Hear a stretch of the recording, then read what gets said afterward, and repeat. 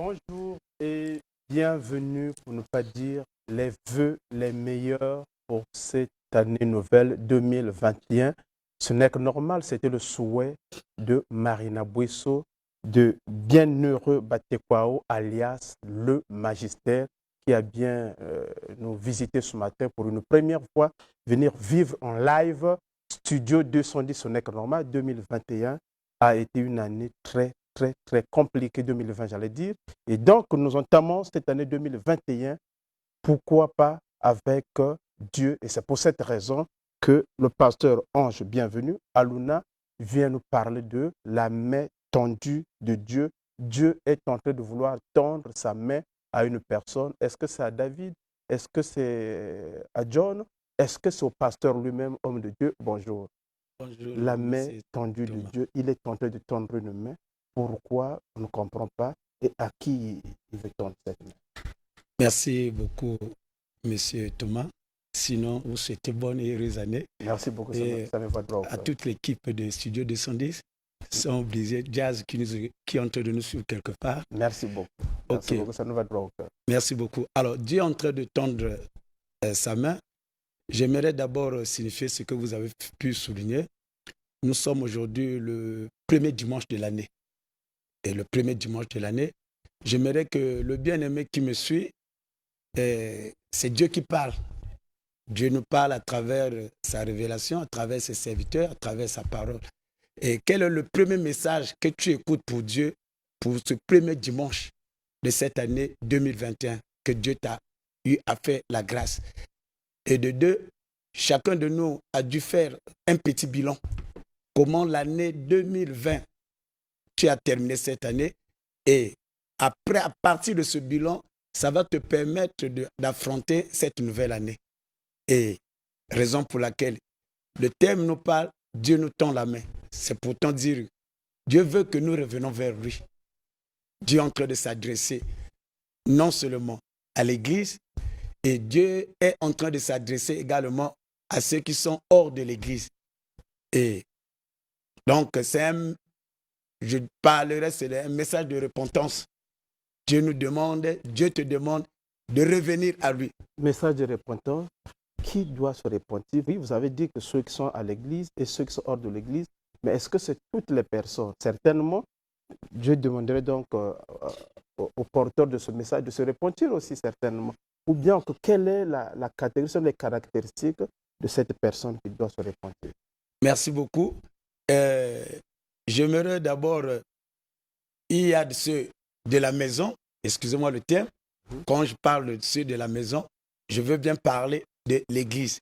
Et quand je parle de l'église, toi et moi, en tant que chrétiens, nous sommes une église vivante.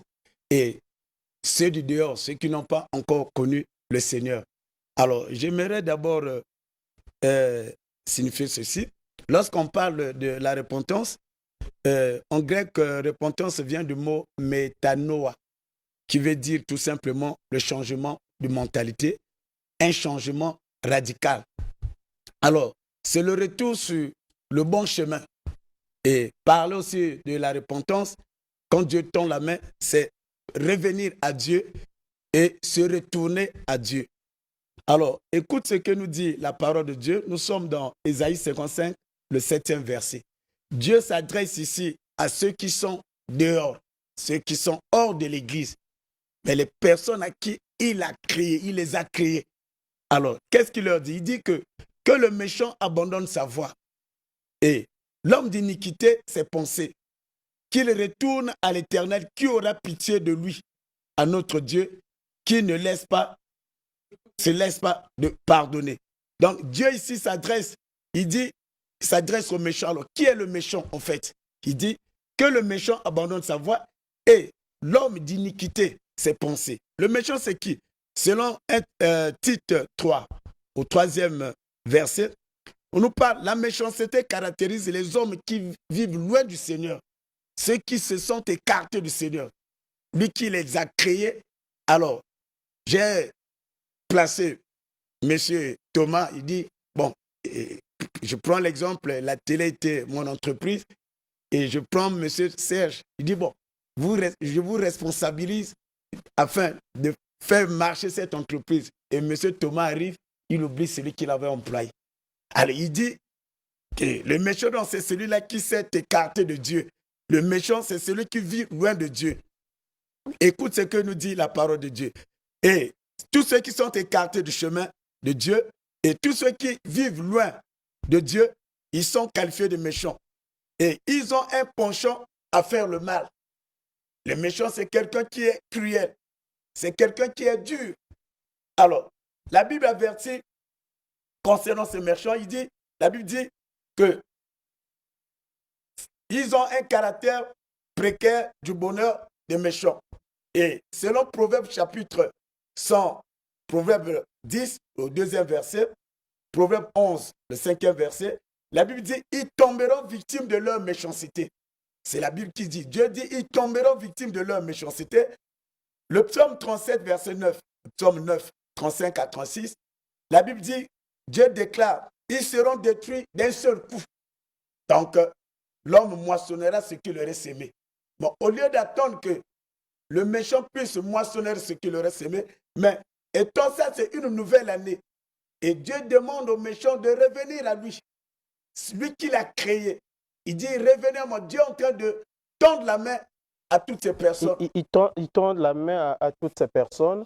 Mais est-ce que, homme de Dieu, vous ne réalisez pas à un certain moment que l'homme peut toutefois avoir la volonté, l'envie de revenir? C'est Paul qui dit, le bien que je veux faire, je n'arrive pas à le faire, mais le mal que je hais, c'est ce que je fais. Est-ce qu'à un certain moment, la nature humaine ne nous empêche-t-elle pas d'aller vers ce Créateur, vers ce Dieu?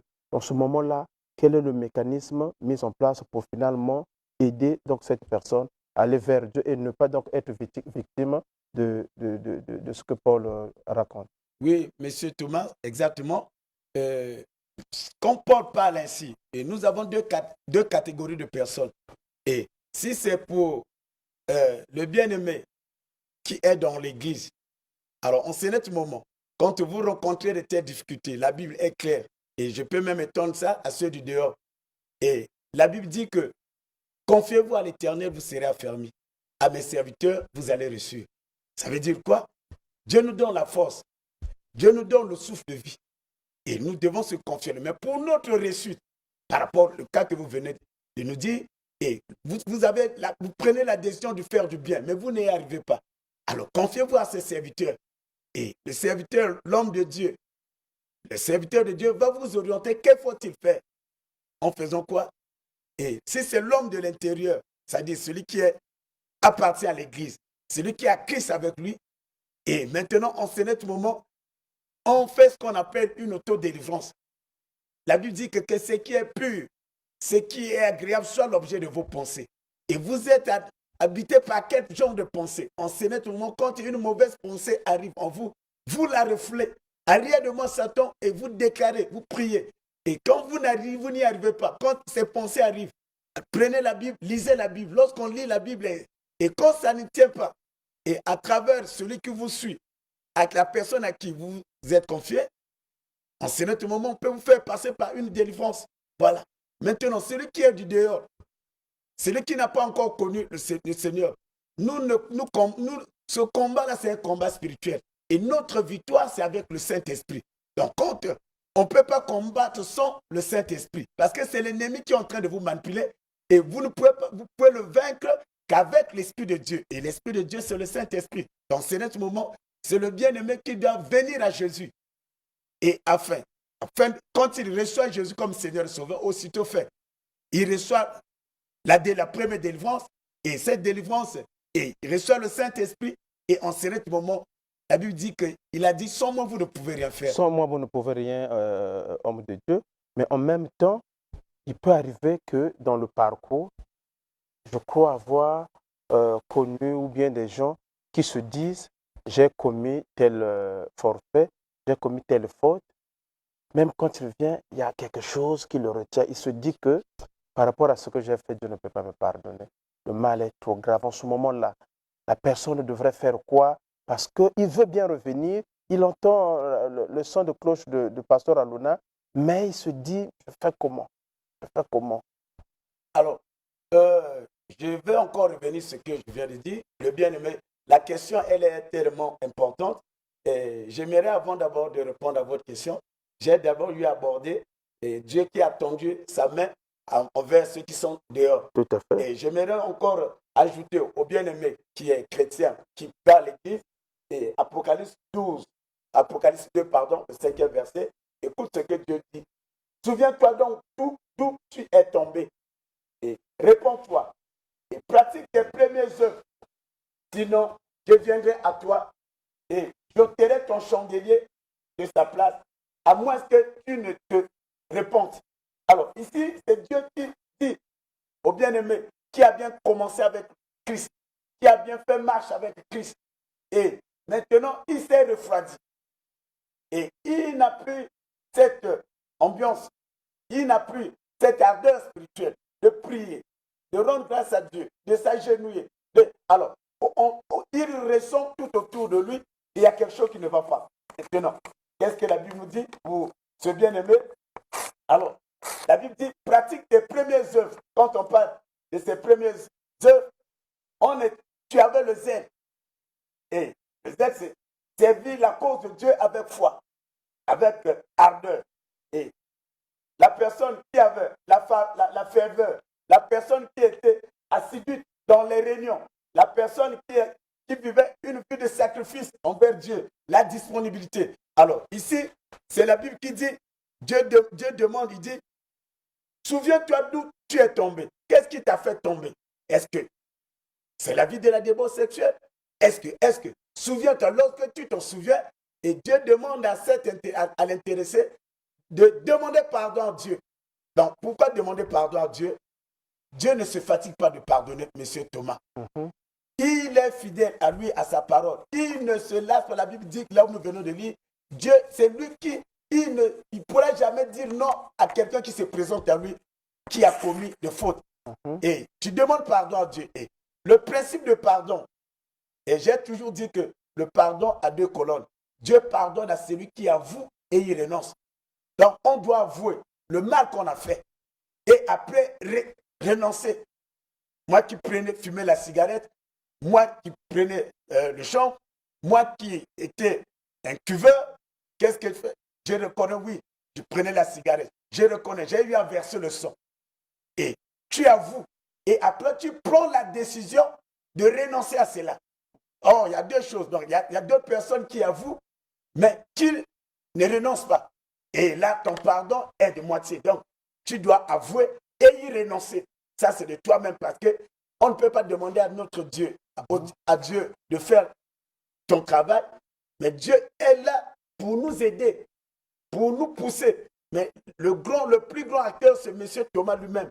Tu avoues et tu renonces. À partir de ta décision, le Saint-Esprit va t'accompagner maintenant. Voilà ce que je peux dire, que ce soit ceux du dehors, que ce soit ceux de la maison, parlent. C'est ceux qui vivent, ceux qui ont connu le Seigneur et l'Église et ceux qui sont, et bien dit, les païens. Voilà, c'est ça. C'est un peu ça, homme de Dieu.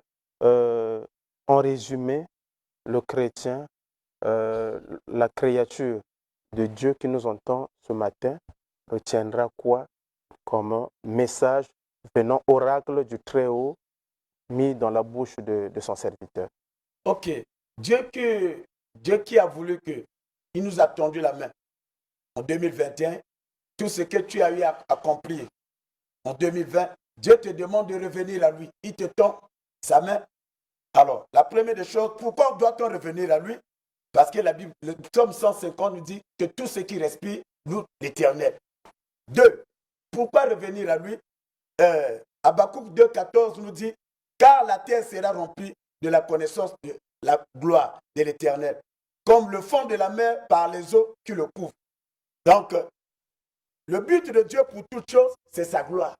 Et la Bible dit même dans 1 Thessaloniciens 5, 18, que rendez grâce en toutes choses, car c'est à votre égard la volonté de Dieu en Christ. Aujourd'hui, nous devons revenir à lui parce que la gloire appartient à Dieu. Monsieur Thomas, vous êtes vraiment, faites bien l'émission. Et à partir d'aujourd'hui, ne prenez pas ça pour vous. Rendez gloire à Dieu. C'est que l'honneur soit rendu à Dieu. Vous dites, monsieur, pasteur Ange Aluna, révérend Ange Aluna, que Dieu vous bénisse, la façon que Dieu est en train de vous utiliser. Qu'est-ce que je dois faire? Je dois rendre cette gloire à Dieu et que l'honneur soit revenu à lui. Donc, tout ce que Dieu a créé a un but. Le but, c'est nous devons revenir à Dieu. Donc, c'est l'intérêt général. D'où, même quand Dieu nous bénit, c'est pour son intérêt. C'est pour rendre gloire à Dieu. Parce que Dieu ne bénit pas un insensé. Donc, même quand tu as une bénédiction qui emmène quelqu'un vers une vie une vie saine, une bénédiction qui va vous entraîner dans apprendre la déviation, cette bénédiction va vous détruire et cette bénédiction va vous mener à la cathode. Amen, amen, amen, homme de Dieu, pour toutes les personnes qui ont besoin de revenir à Dieu. Si vous pouvez formuler une prière à Dieu pour eux, je pense que cela n'est pas exclu. Ok. Maintenant, bien-aimé, toi qui m'as suivi, comme je l'ai dit, c'est le premier dimanche de l'année. Et c'est le message que Dieu t'a transmis. Alors, pour revenir à Dieu, la première des choses, j'aimerais que tu puisses faire cette prière avec moi. Toi qui n'as jamais connu le Seigneur, c'est une année, Dieu veut que tu marches avec le Seigneur. Tu as marché par tes efforts, rien n'a abouti. C'est maintenant, associe tes efforts à Jésus-Christ. Et sans lui, la Bible dit que tu ne peux rien faire. Et tu déclares avec moi. Dis, Seigneur Jésus, je te reçois dans ma vie comme Seigneur, Sauveur personnel. J'ai marché toute l'année de 2020 par mes efforts, par mon intelligence, par mes raisonnements. Je n'ai rien eu. Et tout a été catastrophique. Et je prends l'engagement pour cette année et jusqu'au jour où tu vas me rappeler de te suivre dans toute mon âme, mon corps et mon esprit. J'abandonne à partir d'aujourd'hui tous les anciens maîtres que j'ai eu à servir et je m'engage à te servir au nom puissant de Jésus-Christ de Nazareth. Dites avec moi Amen et je vais prier également, prier pour toi. Seigneur, je bénis le bien-aimé, lui qui a pris la décision d'abandonner le mal, mais il n'arrive pas. Tu as dit que sans moi, vous ne pouvez rien faire. Que ce bien-aimé puisse recevoir cet appui provenant de toi. Au nom de Jésus-Christ, que le bien-aimé reçoit un esprit de force appelé le Saint-Esprit. Que le bien-aimé, ta main droite le retire entre les mains de l'ennemi. Qu'il ne soit plus l'ennemi ne puisse plus le manipuler dans la boisson, dans les mauvaises pratiques. Que cela lui soit accordé au nom puissant de Jésus-Christ. Je bénis tous ceux qui sont malades.